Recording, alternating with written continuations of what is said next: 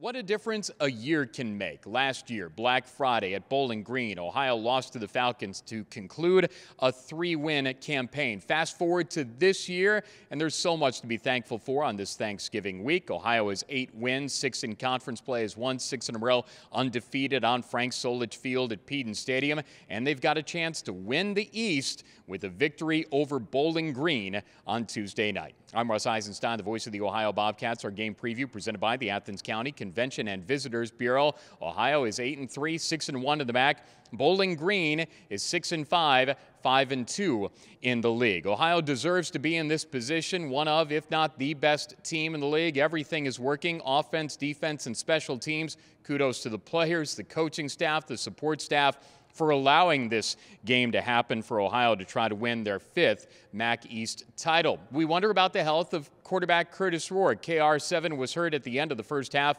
at Ball State. We wonder about his status moving forward, and we certainly worry and are concerned about his health and well-being. In good spirits, and we'll see if he's able to go on Tuesday night. If not, it's C.J. Harris, who's been around the program for a number of years, and he certainly stepped in and did well offensively at Ball State to make sure that the train ran on time offensively. Did a good job as Ohio won over the Cardinals last week. Alvin Floyd on the defensive side is the MAC East's Defensive Player of the Week. He had a ceiling pick against the Cardinals in Muncie last week.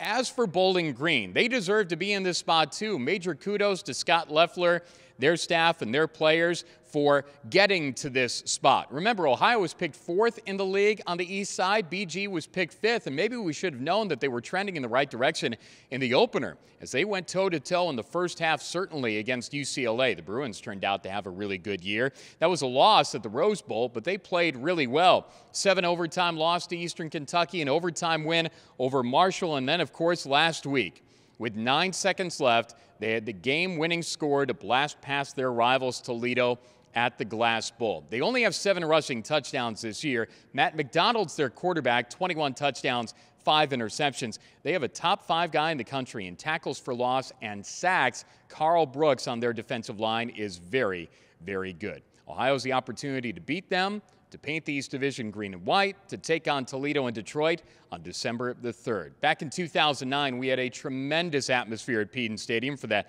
winner-take-all game against Temple. We had 14,000 there on that day.